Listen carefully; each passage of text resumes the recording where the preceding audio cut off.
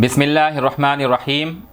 अल्हम्दुलिल्लाहि रब्बिल आलमीन वस्सलातु वस्सलामु अला सय्यिदिल अंबिया वल मुरसलीन व अला आलिहि व सहबिहि अजमाइन अम्मा बाद। अल्लाह की तौफ़ीक़ और उसके फ़ज़ल से हम आज सीरतुन नबी अला साहिबिही अस्सलातु व तस्लीम पर ख़ुतबात का सिलसिला शुरू कर रहे हैं। अल्लाह ताला से हम दुआ करते हैं कि अल्लाह ताला इस सिलसिले को हमारे लिए आसान फ़रमाए और इसको मुकम्मल करने की तौफ़ीक़ अता फ़रमाए। हुज़ूर सल्लल्लाहु अलैहि वसल्लम की सीरत का ये सिलसिला हम इस गर्ज़ से शुरू कर रहे हैं ताकि वो लोग जो ऑडियोज़ या वीडियोज़ सुनकर देखकर दीन की मालूमात और रहनुमाई हासिल करना चाहते हैं, किताबें पढ़ने की सहूलत उनके लिए मुयस्सर इस वक्त नहीं है, उनको इस ज़रिए से हुज़ूर सल्लल्लाहु अलैहि वसल्लम की सीरत के मुताल्लिक़ मालूमात हासिल हों, बितफ़सील मालूमात हासिल हों और ऑथेंटिक सोर्सेस से जो सीरत का मुताला होना चाहिए वो फ़ायदा इनको हासिल हो। अल्लाह ताला हमारी इस सिलसिले में मदद फ़रमाए कि हम इसको मुकम्मल करें हम इसको, और अल्लाह ताला इस सिलसिले को मुकम्मल करने को हमारे लिए आसान फ़रमाए। आमीन या रब्बल आलमीन।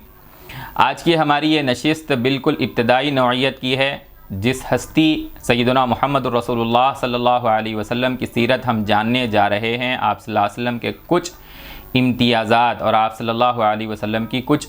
अहम खुसूसियात को आज हम ज़िक्र करेंगे ताकि हमें पता चले कि हम आगे किसकी सीरत जान रहे हैं।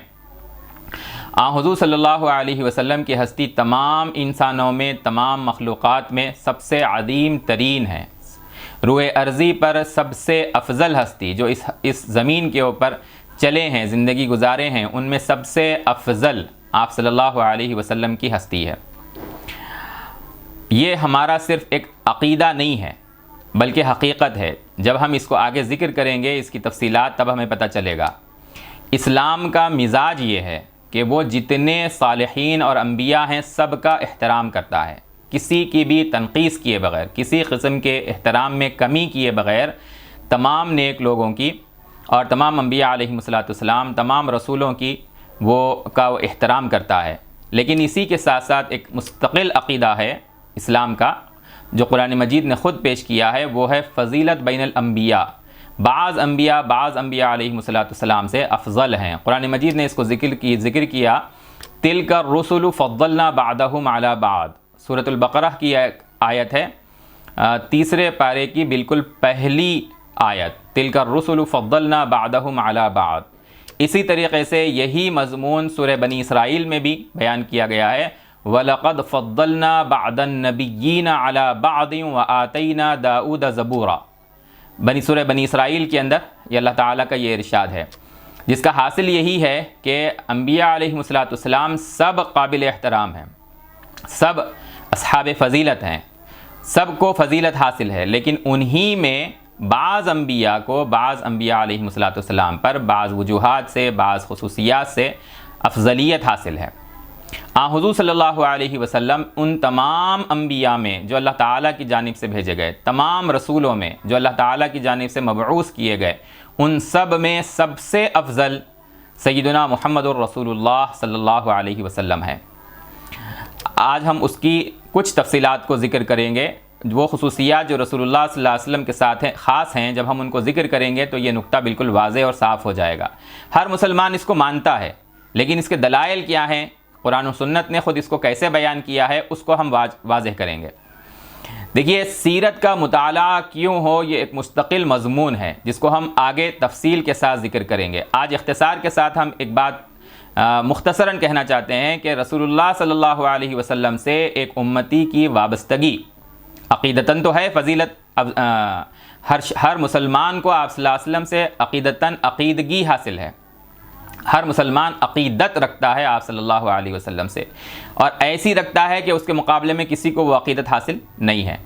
लेकिन सीरत का मुताला से एक आदमी जब दूर रहता है तो उसको आप सल्लल्लाहु अलैहि वसल्लम से वो वाबस्तगी बिलउमूम नहीं हासिल होती। लेकिन जब सीरत पढ़ता है कि इंसान जानता है,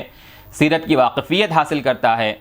आप सल्लल्लाहु अलैहि वसल्लम के अहवाल की वाक़फ़ियत हासिल करता है, आपकी ज़िंदगी के हालात से वाक़फ़ियत हासिल करता है, आपके की क़ुरबानियों से वाक़फ़ियत हासिल करता है, कैसे आप सल्लल्लाहु अलैहि वसल्लम ने ज़िंदगी गुजारी, कैसे आप सल्लल्लाहु अलैहि वसल्लम ने उम्मत के लिए, इंसानियत के लिए क़ुरबानियाँ दी, क्या क्या क़ुरबानियाँ दी। اس سے ہماری رسول اللہ صلی اللہ علیہ وسلم سے وابستگی، آپ سے تعلق مضبوط ہوتا ہے، وابستگی کی بنیاد مضبوط ہوتی ہے۔ آج کا ماحول یہ ہے کہ لوگ تفریحات میں دلچسپی لیتے ہیں، غفلت کا عام طور پر شکار ہیں، یا پھر دنیا بھر کی معلومات لوگوں کو حاصل ہیں۔ دنیا کے بڑے بڑے جو حکمران گزرے ہیں یا تاریخ کے اندر کوئی بھی بڑی شخصیت گزری ہے، تو جن لوگوں کے اندر تعلیم کا رجحان ہے وہ دنیا بھر کی معلومات حاصل کر رہے ہیں، لیکن غفلت ہے تو سیرت النبی سے غفلت ہے۔ یا جن لوگوں کے اندر علم ہی کا رجحان نہیں ہے تو ان کی دلچسپیاں تفریحات تک محدود ہیں، اور سیرت سے بالعموم جو ہے وہ غفلت بڑھتی جاتی ہے۔ اس سلسلے میں ہم نے اس بات کا ارادہ کیا ہے کہ نبی اکرم صلی اللہ علیہ وسلم کی سیرت کو جامعیت کے ساتھ اور قابل اعتماد ذرائع کے ساتھ ہم جو ہے اس کو نقل کریں۔ میں نے جیسے ابھی ذکر کیا، آج کی نشست کو ہم آپ صلی اللہ علیہ وسلم کی چند اہم خصوصیات اور آپ صلی اللہ علیہ وسلم کے چند اہم امتیازات تک ہم محدود رکھیں گے۔ یہ پتہ چلے کہ آپ صلی اللہ علیہ وسلم کو اللہ تبارک و تعالیٰ نے چنا تو کیوں چنا، کیا آپ صلی اللہ علیہ وسلم کی خصوصیات ہیں۔ ایک تو یہ کہ انسانوں کے اندر جو صالحین کا گروہ ہے، نیک لوگوں کا گروہ، اسی طریقے سے پھر انبیاء علیہم السلام اور رسولوں کا جو گروہ ہے، ان میں ترتیب ہے۔ جیسے کہ ہم قرآن مجید کو جاننے والے سمجھتے ہیں اس بات کو کہ ایک تو عام نیک لوگوں کا گروہ ہے، متقین کا گروہ ہے، عام نیکوکاروں کا، صالحین کا گروہ، دوسرا شہداء کا گروہ، تیسرا صدیقین کا گروہ، اور چوتھا انبیاء اور رسولوں کا گروہ۔ یہ کیٹیگریز ایک براڈ لیول کی کیٹیگری ہے یہ انسانی نیکوکاروں کے اندر۔ پھر خود انبیاء علیہم السلام میں عام انبیاء علیہم السلام، پھر اللہ کے وہ رسول جنہیں کتابیں دی گئی، جنہیں مستقل قومیں جو ہے دی گئی ہیں، جن کی جانب مبعوث کیا گیا، ان میں اولو العزم من الرسل، بڑے رسول، اور پھر ان میں سیدنا محمد رسول اللہ صلی اللہ علیہ وسلم۔ اولو العزم من الرسل میں عام طور پر حضرت نوح، حضرت ابراہیم، حضرت موسیٰ، حضرت عیسیٰ اور سیدنا محمد رسول اللہ صلی اللہ علیہ وسلم کو شامل کیا جاتا ہے۔ حضرت ابن عباس رضی اللہ تعالیٰ عنہ نے ایک حدیث میں ان سے روایت ہے، وہ فرماتے ہیں کہ اللہ تعالیٰ نے جب یہاں قرآن مجید میں کہا وَرَفَعْنَا لَكَ ذِكْرَكَ، کہ اللہ کے رسول صلی اللہ علیہ وسلم سیدنا محمد رسول اللہ صلی اللہ علیہ وسلم کی اللہ تبارک و تعالیٰ نے وہ شان بنائی ہے، آپ کا وہ مقام بنایا ہے کہ جب اللہ تبارک و تعالیٰ کا ذکر ہوگا رسول اللہ صلی اللہ علیہ وسلم کا تب ذکر کیا جائے گا۔ یعنی اس کو اس طرح واضح کیا گیا کہ اسلامی شعائر میں جب بھی اللہ کا نام لیا جائے گا، ساتھ ہی نبی اکرم صلی اللہ علیہ وسلم کا نام وہاں لینا لازمی اور ضروری قرار دے دیا اللہ تبارک و تعالیٰ نے۔ یہ رسول اللہ صلی اللہ علیہ وسلم کے ذکر اور آپ کے نام کو یہ رفعت اور یہ بلندی خود اللہ نے دی ہے۔ انسان اپنے نام کی بلندی کے لیے، اپنی سربلندی کے لیے محنتیں اور کوشش کرتا ہے، لیکن کوئی ایسی ہستی جس کے ذکر کو خود اللہ نے رفعت عطا فرمائی ہو، وَرَفَعْنَا لَكَ ذِكْرَكَ، یہ مقام انبیاء علیہم السلام کا اور ان میں بھی بالخصوص سیدنا محمد رسول اللہ صلی اللہ علیہ وسلم کا ہے۔ چنانچہ ہم دیکھتے ہیں کہ جب ایک انسان کو ایمان میں داخل ہونا ہے تو جہاں اس کو اللہ کی الوہیت کی گواہی دینا ہے، وہیں پر اس کو سیدنا محمد رسول اللہ صلی اللہ علیہ وسلم کی رسالت کی بھی شہادت دینا ہے، شہادتین جس کو ہم کہتے ہیں۔ اسی طریقے سے جب میناروں کے اوپر اذان دی جاتی ہے تو اس اذان میں اللہ اکبر کی صدا کے ساتھ، اشہد ان لا الہ الا اللہ کی ندا کے ساتھ، اشہد ان محمد الرسول اللہ، اس کو بھی اللہ تبارک و تعالیٰ نے لازم قرار دے دیا۔ اسی طریقے سے ممبروں پر جو خطبہ کہا جاتا ہے، وہاں جب اللہ تعالیٰ کی حمد بیان کی جاتی ہے، وہیں پر رسول اللہ صلی اللہ علیہ وسلم کے اوپر صلاۃ اور سلام پڑھا جاتا ہے۔ آپ صلی اللہ علیہ وسلم کے نام اور آپ صلی اللہ علیہ وسلم کے ذکر کو جو اللہ نے رفعت عطا فرمائی ہے، اس کا بیان بہت وسیع ہے۔ ایک پہلو تو یہ، یعنی اللہ تعالیٰ نے رسول اللہ صلی اللہ علیہ وسلم کے ذکر کو رفعت عطا کی ہے۔ اسی طریقے سے اللہ تعالیٰ نے آپ صلی اللہ علیہ وسلم کے بارے میں فرمایا ایک ایسی بات جو کسی اور کے بارے میں اللہ تبارک و تعالیٰ نے نہیں فرمائی۔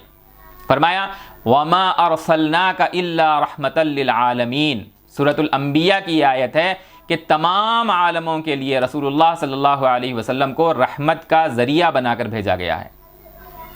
نبی اکرم صلی اللہ علیہ وسلم کا وجود خود رحمت، آپ صلی اللہ علیہ وسلم کی بعثت رحمت، آپ صلی اللہ علیہ وسلم کا پیغام رحمت، آپ صلی اللہ علیہ وسلم کی تعلیمات رحمت، ان تعلیمات پر عمل کرنا یہ اللہ تبارک و تعالیٰ کی جو ہے رحمت کو حاصل کرنے کا اہم ترین ذریعہ بتلایا گیا، سب سے اہم ترین ذریعہ بتلایا گیا۔ آپ صلی اللہ علیہ وسلم کا افضل ہونا تو سب مانتے ہیں، ہاں، آپ کے رفع ذکر اور آپ کی شخصیت اور آپ کے وجود، آپ کی ہستی کا رحمت ہونا تمام مؤمنین مانتے ہیں۔ جب اللہ مانتا ہے، اللہ کے فرشتے مانتے ہیں، ملائکہ اعلیٰ میں اس کو تسلیم کیا گیا ہے، تو تمام مؤمنین مانتے ہیں۔ لیکن جہاں تمام مؤمنین آپ صلی اللہ علیہ وسلم کی اس رفعت کو، اس بلندی کو، اس مقام کو، آپ صلی اللہ علیہ وسلم کی اس شان کو مانتے ہیں، وہیں دنیا کے اندر جتنے معتدل اہل علم گزرے ہیں، چاہے وہ انہوں نے اسلام قبول نہ کیا ہو، آپ صلی اللہ علیہ وسلم کی شخصیت کا انہوں نے اعتراف کیا ہے۔ لیکن ایک بہت اہم پہلو یہ ہے کہ رسول اللہ صلی اللہ علیہ وسلم کی ہستی وہ ہستی ہے کہ دنیا میں اگر کوئی گروہ آپ کی برائی کرتا ہے، جیسے کہ ابو لہب کی بیوی کہا کرتی تھی محمد کی جگہ مذمم، نعوذ باللہ، معاذ اللہ، قیامت کے دن وہ بھی اس بات پر مجبور ہوگی کہ آپ صلی اللہ علیہ وسلم کی حمد بیان کرے۔ دنیا کے اندر مؤمنین اگر آپ کی حمد بیان کرتے ہیں، آپ کی تعریف بیان کرتے ہیں، آپ کی ہستی کا اعتراف کرتے ہیں، اقرار کرتے ہیں،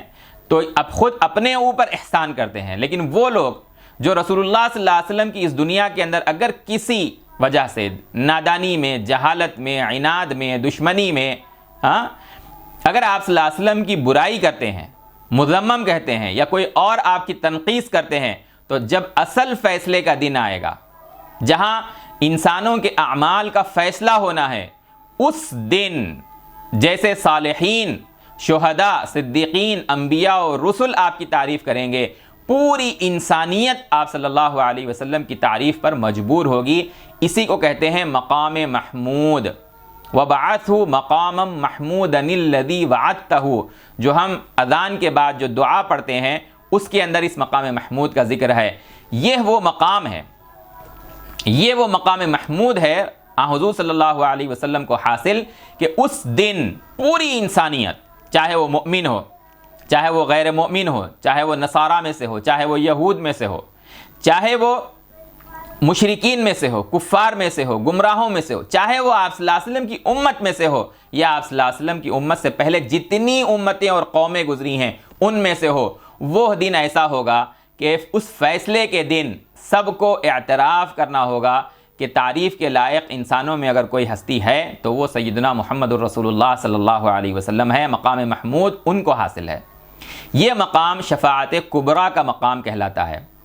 بخاری شریف کی حدیث کے اندر اس مقام شفاعت کا، اس شفاعت کبریٰ کا ذکر کیا گیا ہے کہ آپ صلی اللہ علیہ وسلم نے فرمایا انا سید ولد آدم یوم القیامت ولا فخر۔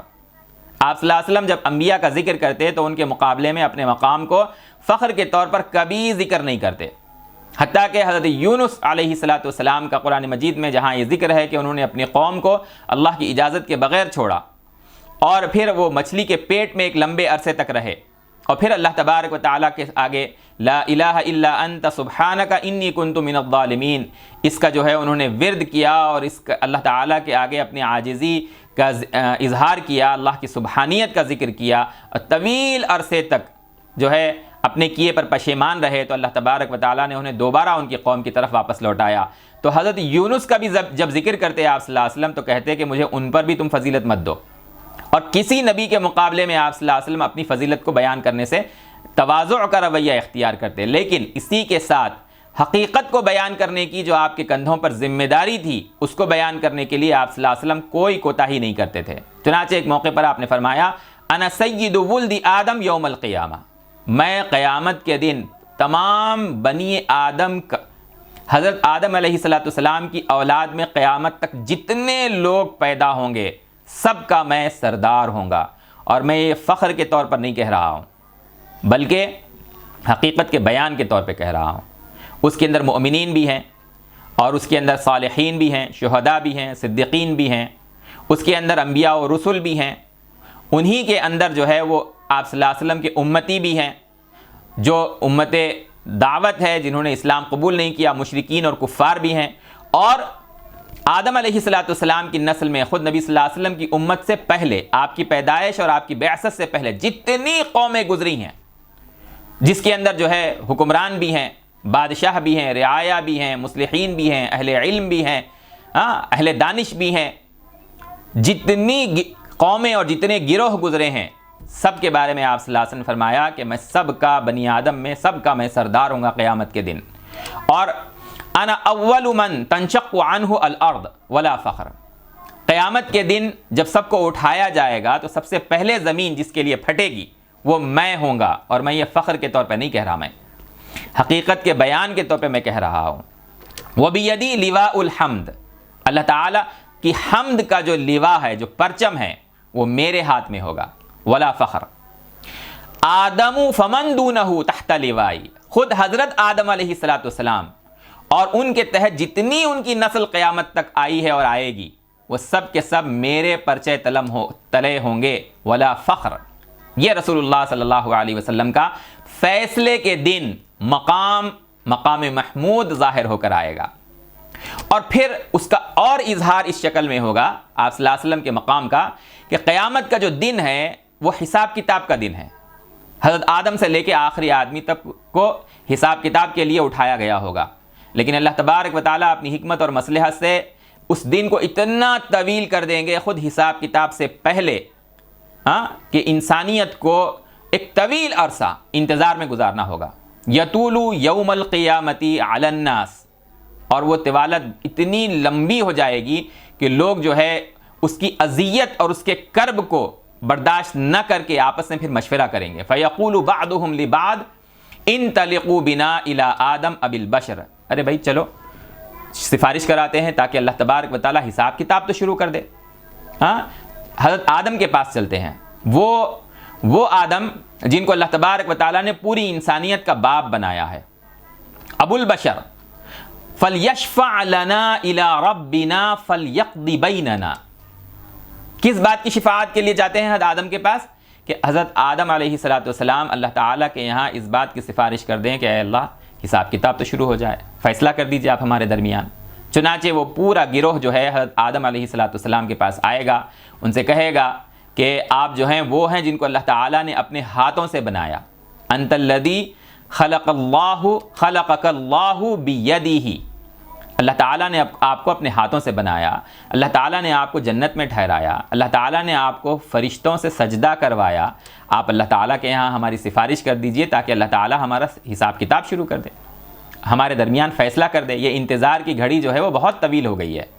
حضرت آدم کہیں گے انی لست ہناکم، میں اس لائق نہیں ہوں،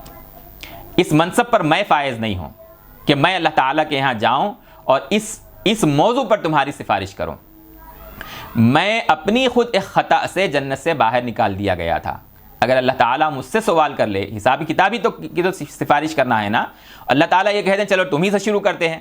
اور اس خطا کے بارے میں مجھ سے سوال ہو جائے، انہ لا یہمنی الیوم الا نفسی، آج تو خود مجھے اپنی پڑی ہوئی ہے۔ ایسے کرو کہ ائتوا نوحا، حضرت نوح کے پاس جاؤ، وہ انبیاء کے سلسلے کو شروع کرنے والے ہیں۔ ائتوا نوحا رأس النبیین، رسول اللہ کے رسولوں کا سلسلہ ان سے شروع ہوا ہے۔ چنانچہ وہ گروہ حضرت نوح کے پاس آئے گا، حضرت نوح سے کہے گا کہ آپ اللہ تعالیٰ کے یہاں ہماری سفارش کر دیجئے تاکہ حساب کتاب شروع ہو اور فیصلہ ہمارے درمیان کر دیا جائے۔ حضرت نوح کہیں گے انی لست ہناکم، میں نے اللہ تعالیٰ کے سامنے اپنے بیٹے کے لیے دعا کر دی تھی، جبکہ وہ بیٹا غرق کر دیا گیا تھا۔ میں نے یہ کہا تھا اے اللہ آپ کا مجھ سے وعدہ تھا کہ میرے اہل کو بچا لیا جائے گا اور میرا بیٹا تو میرا اہل ہے، تو اللہ تعالیٰ نے فرمایا کہ انہ لیس من اہلک انہ عمل غیر صالح، اور اگر آج مجھ سے یہ سوال ہو جائے کہ تم نے ایک کافر کو کیسا اپنا اہل کہا جس کا عمل جو ہے وہ نیک عمل نہیں تھا، تو پھر میرے پاس اس کے لیے کیا جواب ہے؟ کچھ نہیں ہے۔ انہ لا یہمنی الیوم الا نفسی، آج مجھے اپنی جان کی پڑی ہوئی ہے۔ ایک کام کرو، تم ابراہیم خلیل اللہ کے پاس جاؤ اور ان سے سوال کرو کہ اللہ تبارک و تعالیٰ کے ہاں سفارش کر دیں۔ وہ حضرت ابراہیم کے پاس جب گروہ پہنچے گا تو وہ کہیں گے کہ نہیں، میں بھی اس منصب پر نہیں ہوں، مجھ سے بھی جو ہے وہ 3 خطائیں ہوئی تھیں اللہ تعالیٰ اگر اس کے بارے میں مجھ سے سوال کر لے تو مجھے خود آج اپنی پڑی ہوئی ہے۔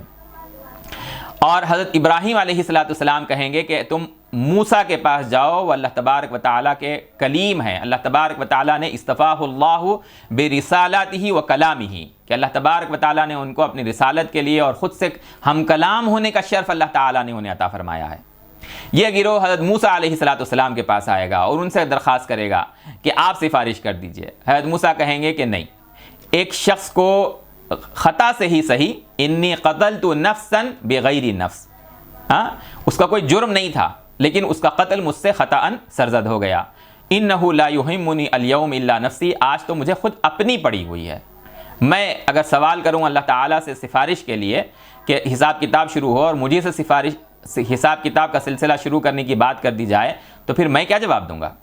تم ایسا کرو، حضرت عیسیٰ کے پاس جاؤ، وہ اللہ کے روح اور اللہ کے کلمہ ہیں، اور وہ گروہ حضرت عیسیٰ علیہ السلام کے پاس آئے گا اور سفارش کی درخواست کرے گا، لیکن حضرت عیسیٰ علیہ السلام وہ اپنی کسی خطا کو خود کی ذکر نہیں کریں گے، بلکہ اس خدشے کو ذکر کریں گے کہ انسانوں میں اور انبیاء میں مجھے جو ہے وہ اللہ تعالیٰ کو چھوڑ کر الہ بنا لیا گیا، انی اتخذت الہا من دون اللہ، مجھے اللہ تعالیٰ کو چھوڑ کر جو ہے وہ الہ بنا لیا گیا، میری پرستش کی گئی، ابن اللہ قرار دے دیا گیا، ثالث ثلاثہ جو ہے اللہ تعالیٰ کو بنا دیا گیا، میرا نام لے کر جو ہے آج مجھے خود اپنی پڑی ہوئی، مجھ سے سوال کر لیا جائے، مجھے سے حساب کتاب کا سلسلہ شروع ہو، میں اس منصب پر نہیں ہوں، میں اس کام کو میں نہیں کر سکتا۔ چنانچہ حضرت عیسیٰ علیہ السلام کا یہ خدشہ خود قرآن نے ذکر کیا ہے کہ اللہ تعالیٰ ان سے ضرور سوال کریں گے یہ، اور وہ مکالمہ جو ہے وہ سورۃ المائدہ کے بالکل ختم پر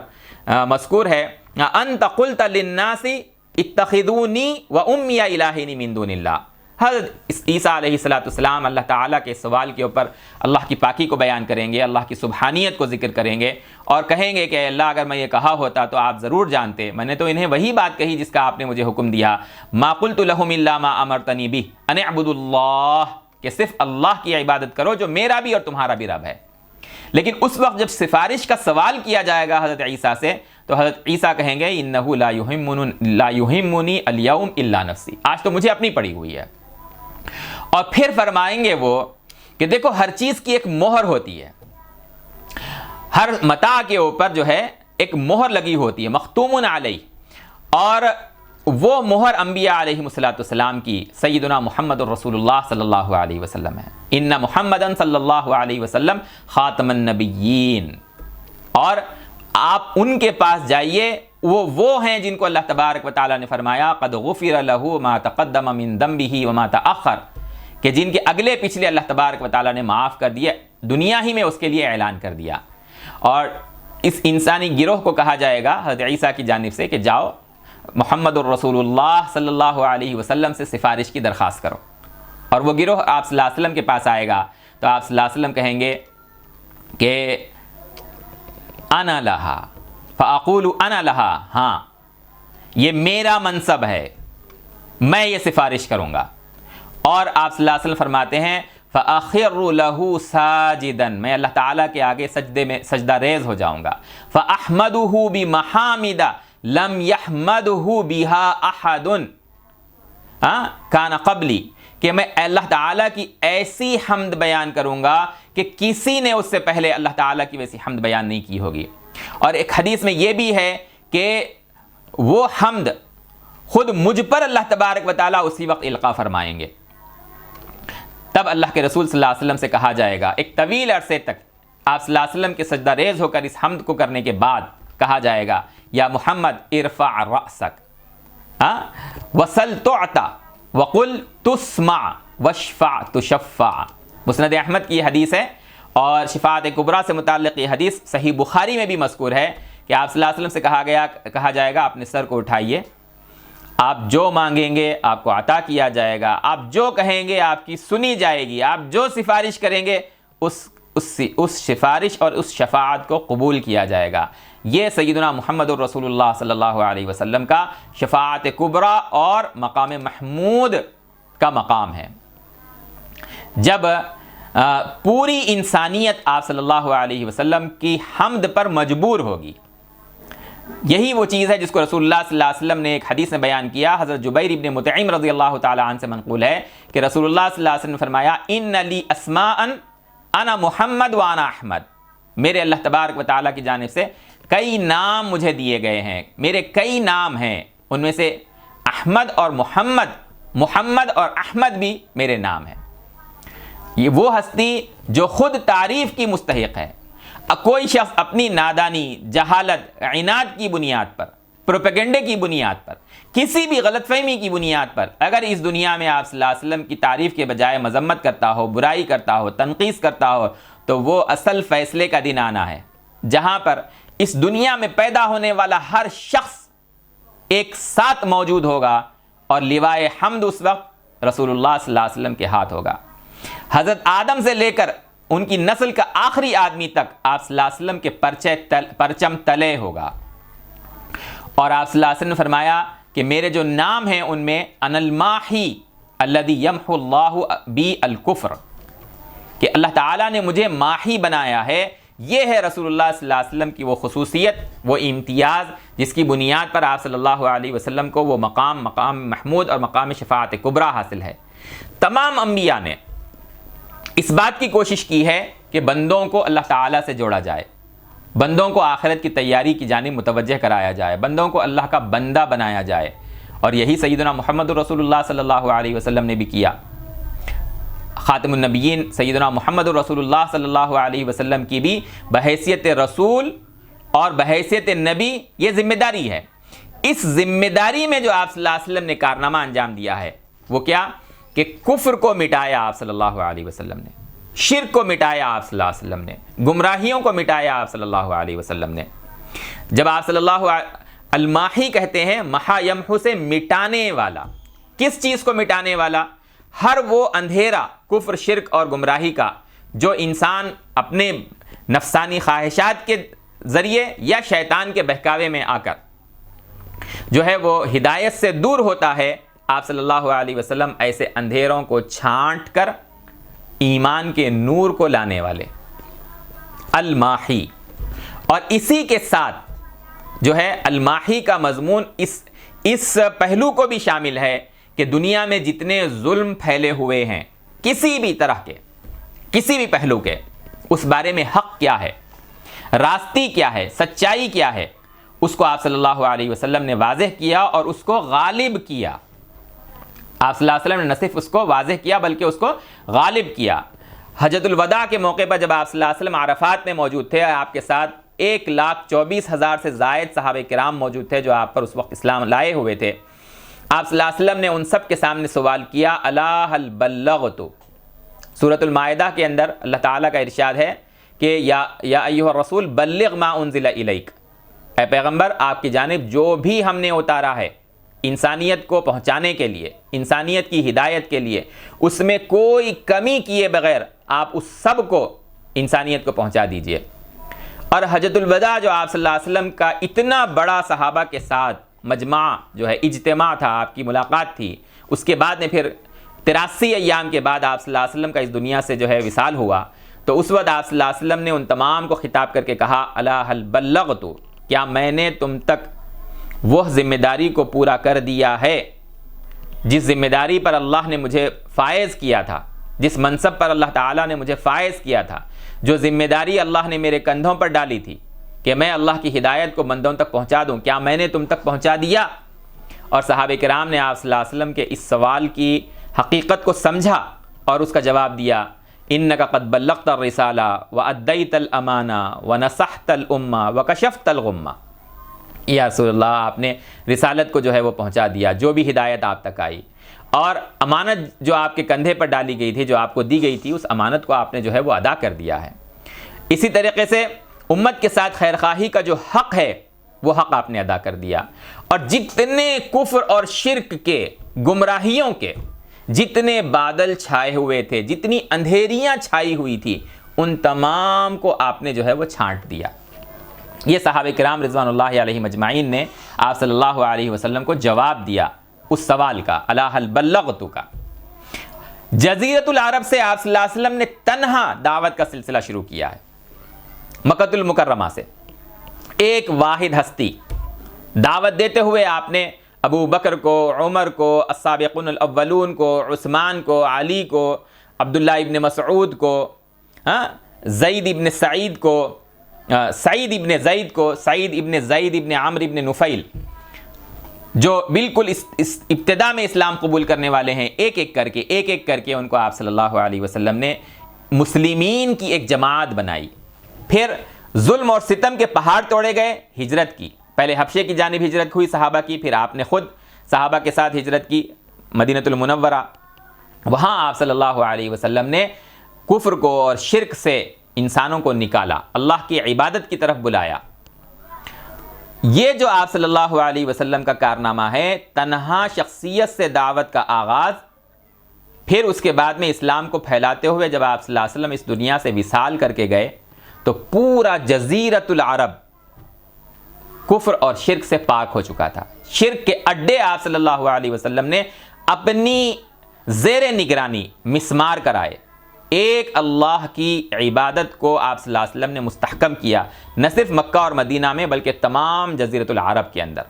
یہ آپ صلی اللہ علیہ وسلم کا وہ کارنامہ جو الماحی نام کے اندر ذکر کیا گیا ہے کہ کفر اور شرک کو مٹانے والے۔ اگر ہم یہ دیکھیں کہ یہ جو ماہی کا آپ کا نام ہے یہ دنیا کے نقشے کے اوپر کیسے ظاہر ہوا، تو مکہ، مدینہ، جزیرۃ العرب اور آپ کے وصال کے بعد 30 سے 40 سال کے اندر اگر ہم نقشہ بناتے جائیں تو ایسا محسوس ہوتا ہے جیسے کہ آپ صلی اللہ علیہ وسلم کی تعلیم اور آپ کی دعوت اور آپ کی محنت کے نتیجے کے اندر وہ کفر اور شرک کی اور گمراہیوں کی اندھیریاں وہ میپ کے اندر، یہ زمین کے نقشے کے اوپر ایسے چھٹتی ہوئی ہم جو ہے دکھا سکتے ہیں کہ پہلے سال 10 سال، پھر آپ صلی اللہ علیہ وسلم کی 23 سالہ نبوت کا دور، خلافت راشدہ کا 30 سالہ دور، اس کے اندر روم اور ایران اور آگے اور کہاں تک جو ہے وہ اسلام پھیلا اور کفر اور شرک کی جو گمراہیاں اور اندھیریاں ہیں وہ چھٹتی چلی گئی۔ یہ آپ صلی اللہ علیہ وسلم کی نام الماحی کا جو ہے وہ اگر ہم اصل مفہوم سمجھنے کی کوشش کریں تو اس پہلو سے اگر ہم غور کریں گے تو وہ سمجھ میں آئے گا۔ ایک نظریاتی طور پر ایمان اور اسلام وہ چیز ہے جس کو انسان کی انفرادی زندگی کے اندر جو ہے وہ مقام حاصل ہوتا ہے کہ انسان جو ہے ایک اللہ پر یقین رکھے، یا دوسرا کوئی شخص ہے وہ شرک کے اندر جو ہے مبتلا ہے، کفر کے اندر مبتلا ہے، پھر ایک انسان جو ہے ایک اللہ کی عبادت کرے، دوسرا شخص جو ہے وہ کئی معبودوں کی پرستش کرتا ہے۔ یہ انسان کی انفرادی زندگی۔ سیدنا محمد رسول اللہ صلی اللہ علیہ وسلم کا جو کام ہے، جو کارنامہ ہے، اس کا تعلق صرف انفرادی زندگی تک محدود نہیں تھا۔ ایمان اور عمل کے ذریعے سے، نور ایمان کی روشنی سے ایک انسان فائدہ اٹھا کر اللہ تعالیٰ کے آگے توبہ کر کر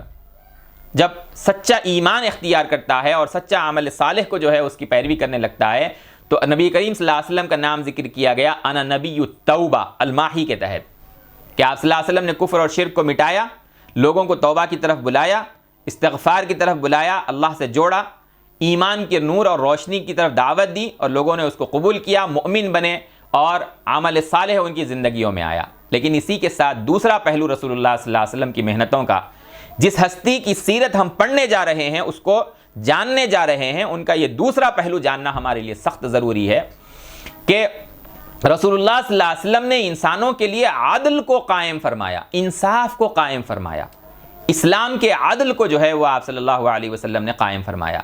جہاں اللہ کے حقوق کی طرف بلایا کہ اس کی توحید کو مانو، اس کی عبادت کرو،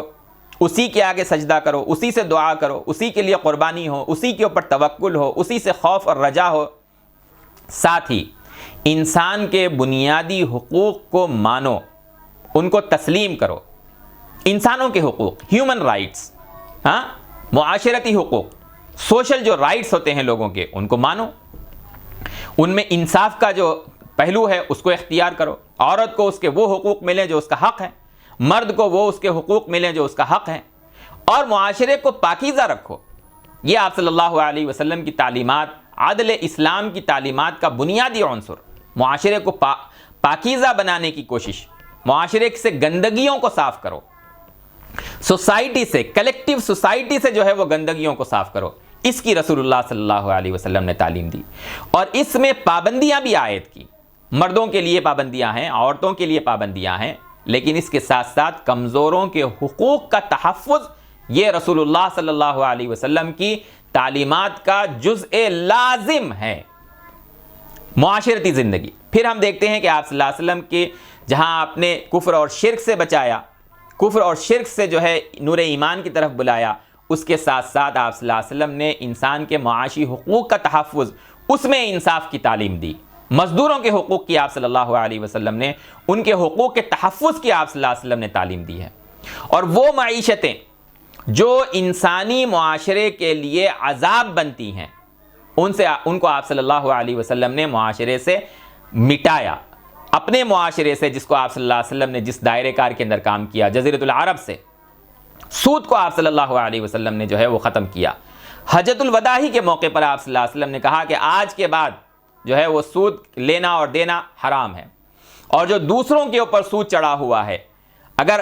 جو ہے عباس کا سود کسی اور کے اوپر چڑھا ہوا ہے تو آج میں اس کو جو ہے وہ ختم کرتا ہوں، صرف رأس المال جو ہے وہ واپس لیا جا سکتا ہے۔ تقسیم دولت کے آپ صلی اللہ علیہ وسلم نے فطری اور انصاف پر مبنی جو نظام ہے اس کو دیا۔ دولت جو ہے وہ چند افراد تک محدود نہ رہ جائے، چند خاندانوں تک محدود نہ رہ جائے، اس کے لیے آپ صلی اللہ علیہ وسلم نے تقسیم دولت کا معاشرے میں ایسا نظام دیا جس میں معاشرے کے کسی فرد کے اوپر ظلم نہ ہو۔ ایک متمول شخص ہے، صاحب مال ہے، جس نے اپنی جائز محنت سے، اپنی محنت سے جائز اور حلال کام آمدنی سے جو ہے اپنے پاس مال جمع کیا ہے، اگر وہ اس کے اندر اللہ اور اس کے رسول کی جانب سے بتائے ہوئے حقوق ادا کر رہا ہے تو وہ متمول ذاتی طور پر بن سکتا ہے، ذاتی ملکیت اس کی بن سکتی ہے۔ غیر فطری نظام کی طرف رسول اللہ نے نہیں بلایا صلی اللہ علیہ وسلم، لیکن مستحقین کے لیے، غربا کے لیے، مزدوروں کے لیے آپ صلی اللہ علیہ وسلم نے ایسے اصول پیش کیے کہ وہ بھی جو ہے غربت کے دائرے سے نکل کر باہر آئیں، اور ابتدائی درجے میں ان کے لیے ان کی محنت سے ہٹ کر زکوٰۃ کا نظام دیا۔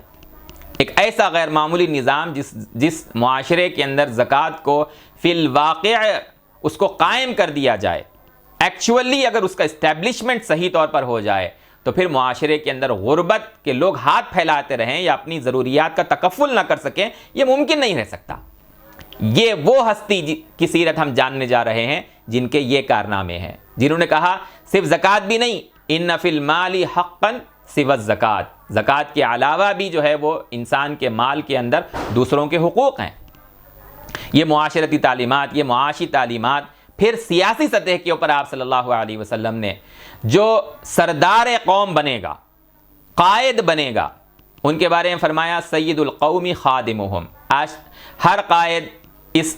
جو ہے رسول اللہ صلی اللہ علیہ وسلم کے اس ارشاد کو کوٹ کرتا ہے، لیکن اس کی زندگی میں خادمیت کا کوئی تصور نہیں ہوتا، وہ مخدومیت کے مقام پر جو ہے وہ فائز رہنا چاہتا ہے۔ حکمرانی کا رسول اللہ صلی اللہ علیہ وسلم نے وہ نظام پیش کیا اور اس کا عملی ثبوت دیا کہ خود مدینہ منتقل ہونے کے بعد آپ حکمرانی کے منصب پر فائز ہو چکے تھے،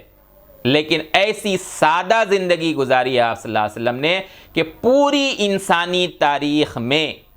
اس کی مثال نہیں پیش کی جا سکتی کہ ایک ہستی کو دعوت کے ذریعے سے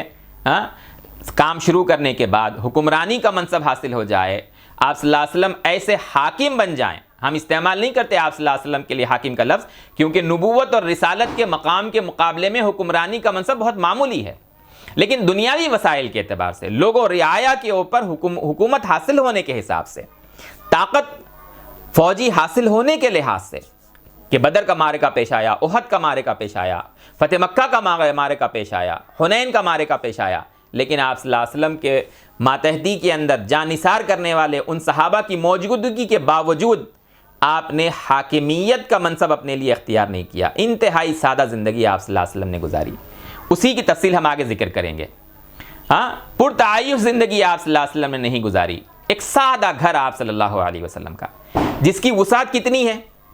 اتنی چوڑائی ہے کہ دو افراد بیک وقت اگر اس میں آرام کر رہے ہوں تو ایک دوسرا آدمی اگر عبادت کے لیے اٹھ کھڑا ہو، جیسا کہ رسول اللہ صلی اللہ علیہ وسلم اگر رات میں عبادت کرتے تو سجدے میں جانے کے لیے حضرت عائشہ صدیقہ رضی اللہ تعالی عنہا کو اپنے پیر سمیٹنا پڑتا تھا، تب آپ صلی اللہ علیہ وسلم سجدہ کرتے تھے۔ آپ کو حکمرانی حاصل ہونے کے باوجود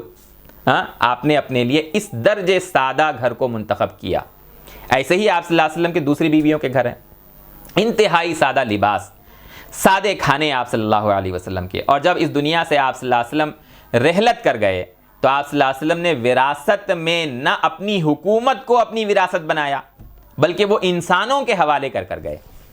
امت کے حوالے کر کے گئے. اور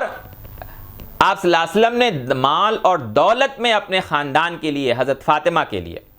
اور دیگر اور اپنے ورثاء کے لیے آپ نے دولت کو نہیں چھوڑا، بلکہ ارشاد آپ صلی اللہ علیہ وسلم نے فرمایا کہ لا نورث ما ترکنا صدقۃ،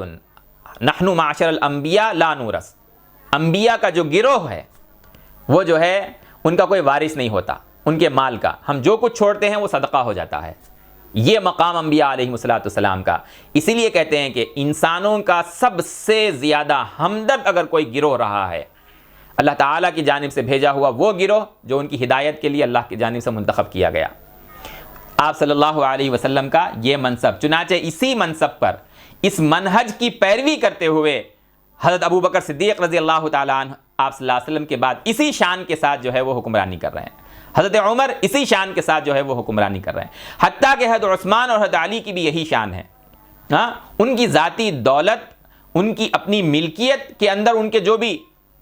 جو ہے وسائل رہے ہوں، لیکن جب خلافت کے منصب پہ وہ لوگ فائز ہوئے تو انہوں نے ابو بکر اور عمر ہی کی مثال پیش کی ہے وسائل زندگی سے فائدہ اٹھانے کے معاملے میں.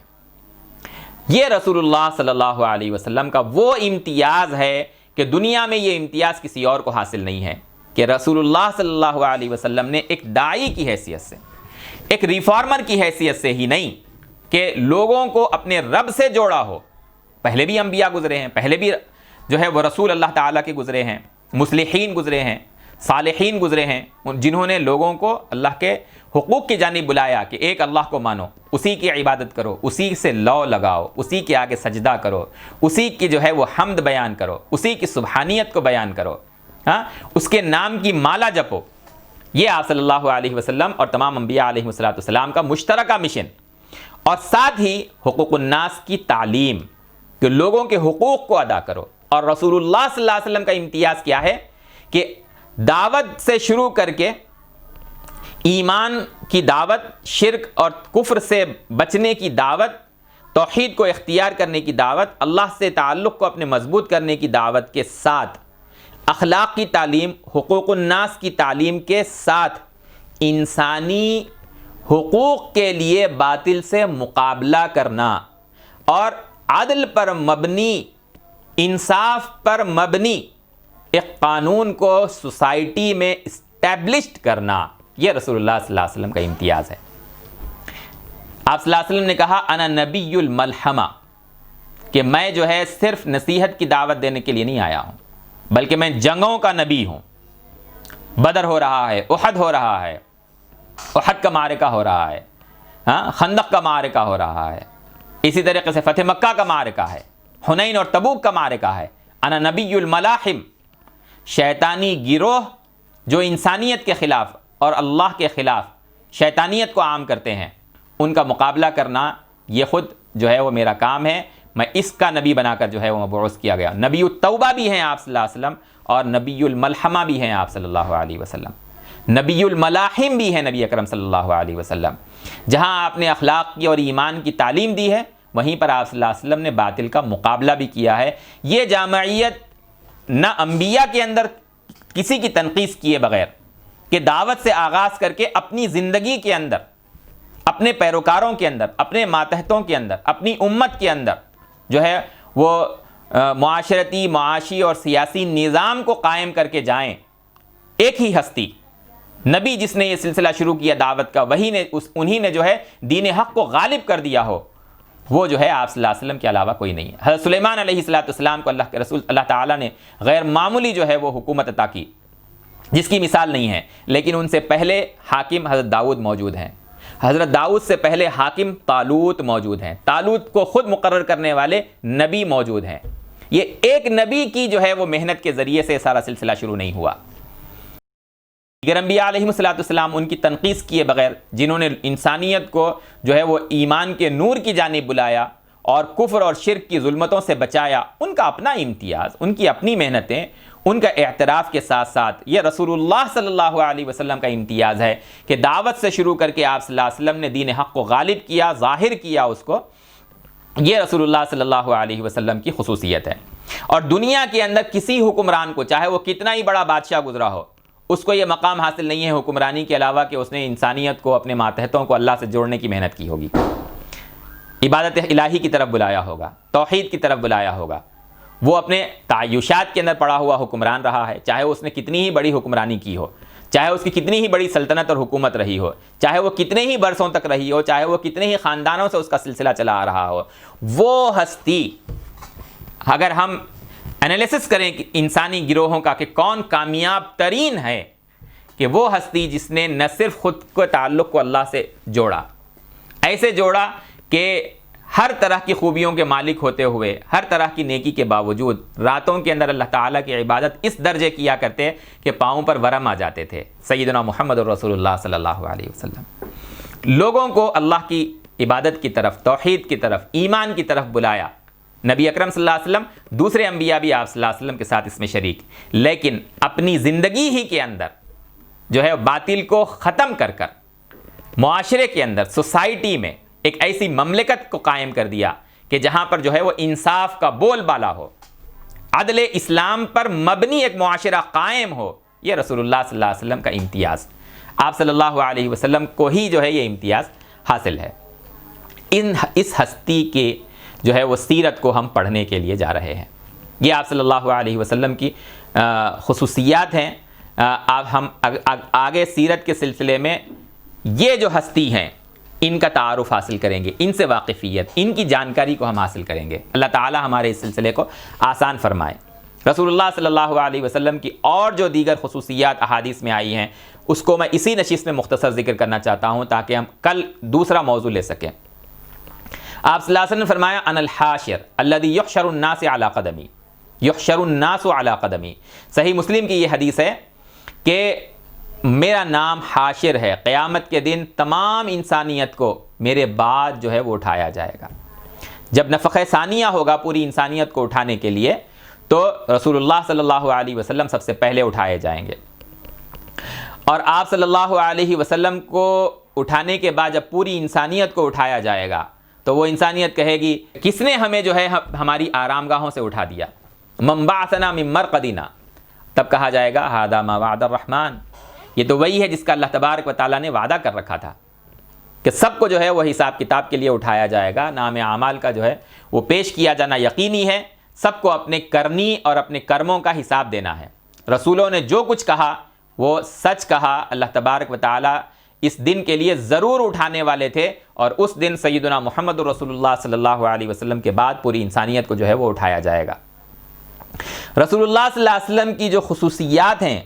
انہی میں سے ایک خصوصیت یہ ہے کہ پورے جتنے انبیاء بھیجے گئے ہیں ان انبیاء کے اندر آپ صلی اللہ علیہ وسلم کو خاتم النبیین بنایا گیا ہے کہ آخری نبوت، آخری بعثت، کہ الذی لیس بعدہ نبی. اس مناسبت سے آپ صلی اللہ علیہ وسلم نے فرمایا انا العاقب الذی لیس بعدی نبی، انا عاقب الذی لیس بعدی نبی، میں سب سے پیچھے آنے والا ہوں انبیاء علیہ السلام میں، میرے بعد پھر کوئی نبی نہیں ہے. رسول اللہ صلی اللہ علیہ وسلم کی خصوصیات میں ایک اہم ترین خصوصیت کہ جتنے پہلے انبیاء بھیجے جاتے تھے وہ کسی خاص قوم، کسی خاص انسانی گروہ کی جانب کسی محدود زمانے تک جو ہے ان کی بعثت ہوتی تھی. لیکن آپ صلی اللہ علیہ وسلم کی بعثت جو ہے کان النبی یبعث الی قومہ خاصۃ وبعثت الی الناس عامۃ. آپ نے فرمایا کہ انبیاء پہلے بھیجے جاتے تھے تو کسی خاص قوم کی جانب، اور مجھے پوری انسانیت کی جانب جو ہے وہ مبعوث بنا کر، نبی اور رسول بنا کر بھیجا گیا ہے. یہ ایک حدیث کا ٹکڑا ہے جس میں آپ صلی اللہ علیہ وسلم نے اپنی 5 خصوصیات گنائی ہیں جو دیگر اور انبیاء علیہ السلام کو یا کسی اور کو حاصل نہیں رہی. آپ نے فرمایا اعطیت خمسا لم یعطہن احد قبلی، مجھے 5 ایسی چیزیں دی گئی ہیں جو مجھ سے پہلے کسی اور کو نہیں دی گئی تھی. نصرت بالرعب مسیرۃ شہر، کہ 1 مہینے کی مسافت تک اگر جو ہے باطل پر اڑا ہوا کوئی شخص ہے اور اس سے کوئی معرکہ ہمارا پیش آ رہا ہے، نبی صلی اللہ علیہ وسلم کا پیش آ رہا ہے، تو آپ صلی اللہ علیہ وسلم کی ہیبت اس کے دل میں جو ہے وہ 1 مہینے کی مسافت سے بھی قبل جو ہے اس کے دل میں ڈال دی جاتی تھی۔ حدیث میں کہا گیا جعلت لی الارض مسجدا و طہورا، پوری زمین کو میرے لیے جو ہے وہ نماز کی جگہ بھی بنایا گیا ہے کہ ایک مومن جہاں اللہ تبارک و تعالیٰ کی عبادت کرنا چاہے روئے ارضی کے اوپر ادا کر سکتا ہے۔ اسی طریقے سے پوری زمین کو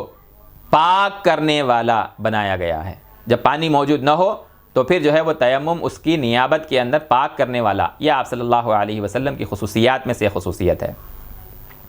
اسی طرح سے حدیث میں فرمایا گیا احلت لی المغانم، پہلے جو انبیاء علیہ السلام تھے ان کے لیے جب کوئی معرکہ پیش آتا باطل کے ساتھ اور مال غنیمت حاصل ہوتا تو وہ مال غنیمت جو لوگ اس کو حاصل کرتے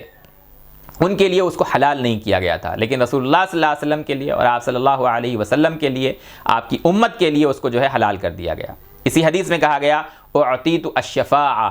شفاعت کبریٰ جو ہے وہ مقام آپ صلی اللہ علیہ وسلم کو دیا گیا۔ اور اس حدیث ہی کا وہ ٹکڑا ہے جس کو میں نے بھی ذکر کیا کہ تمام انبیاء علیہ السلام اپنی قوموں کی جانب بھیجے جاتے ہیں، ایک ایک قوم کی جانب، اور رسول اللہ صلی اللہ علیہ وسلم کی جو بعثت ہے وہ پوری انسانیت کی جانب ہے۔ اور خود قرآن مجید میں بھی کہا گیا ہے کہ آپ اس بات کو ڈکلیئر کیجئے انی رسول اللہ الیکم جمیعا یا ایھا الناس انی رسول اللہ الیکم جمیعا، کہ میں جو ہے وہ پوری انسانیت کی جانب رسول بنا کر بھیجا گیا ہوں۔ یہ مقام دوسرے انبیاء علیہ السلام کو حاصل نہیں ہے۔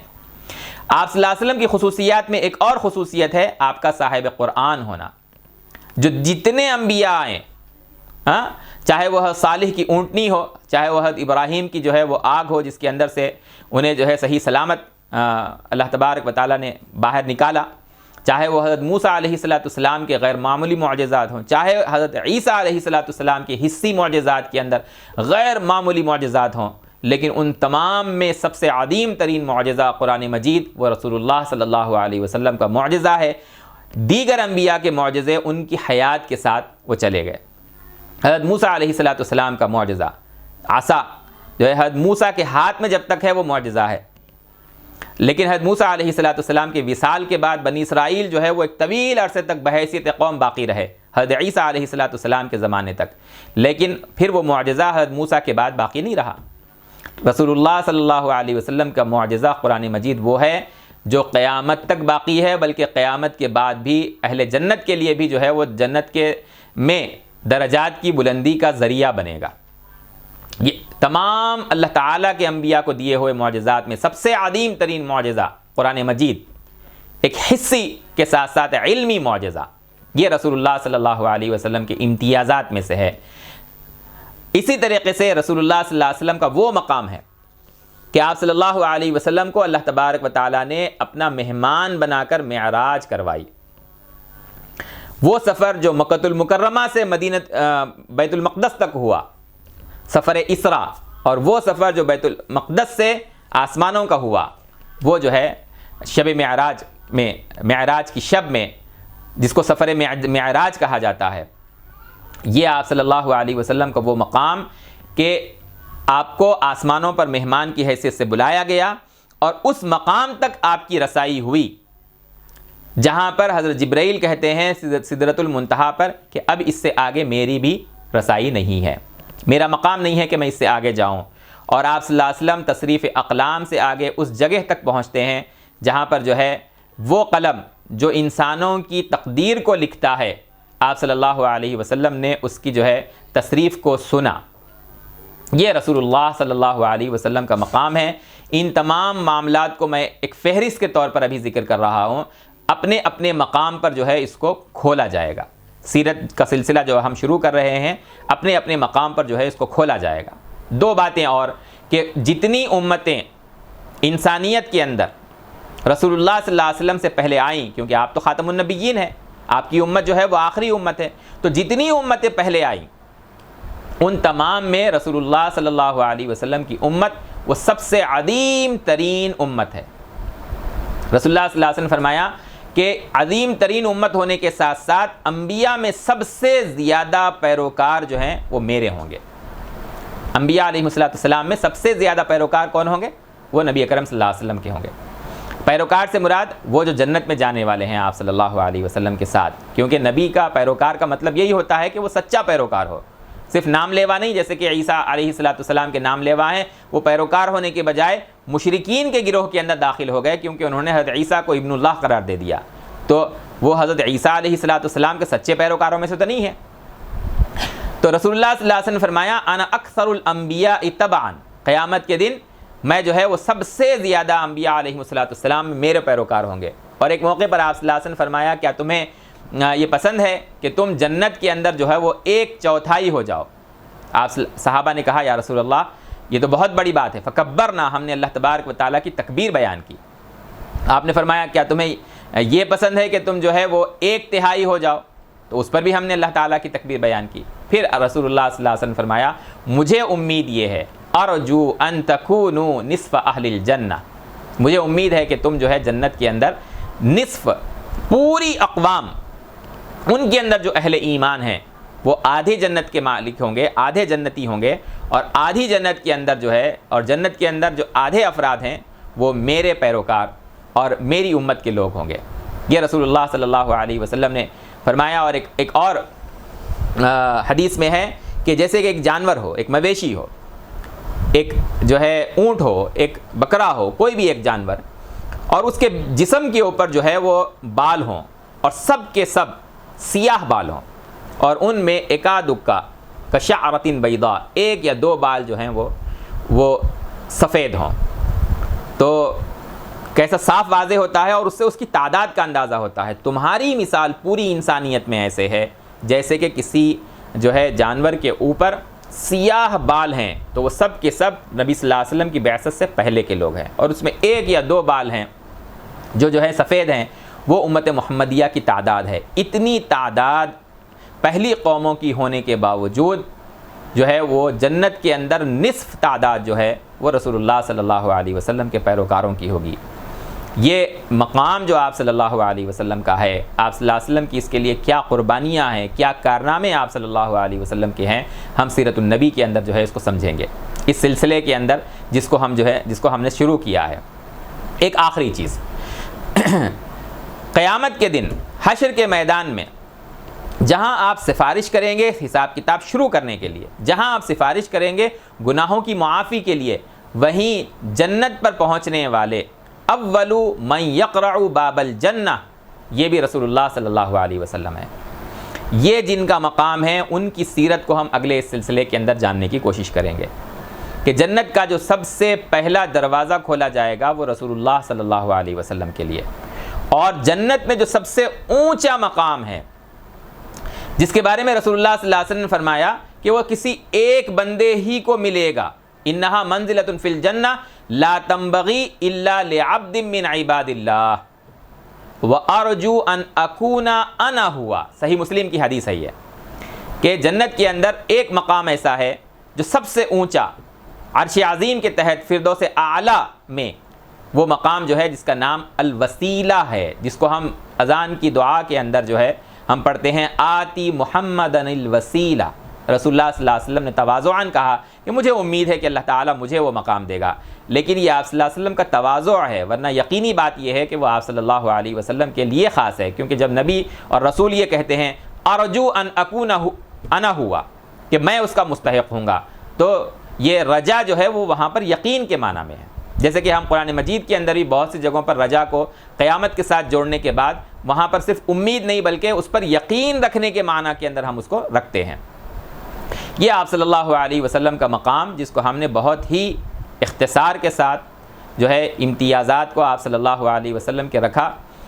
آپ صلی اللہ علیہ وسلم جو ان امتیازات کے حامل ہیں، اور ایسے بہت سارے انگنت، کیونکہ سیرت پر کتابیں لکھنے والے علماء نے جو والیومینیس انہوں نے کام کیا، ان میں سے کسی نے کبھی یہ نہیں کہا کہ ہم نے آپ صلی اللہ علیہ وسلم کی تمام خصوصیات کو، تمام امتیازات کو ہم نے جو ہے آپ صلی اللہ علیہ وسلم کے بیان کر دیا ہو۔ کسی نے نہ کوئی دعویٰ کیا ہے، اور اگر کرے گا تو وہ دعوے میں سچا بھی نہیں ہو سکتا۔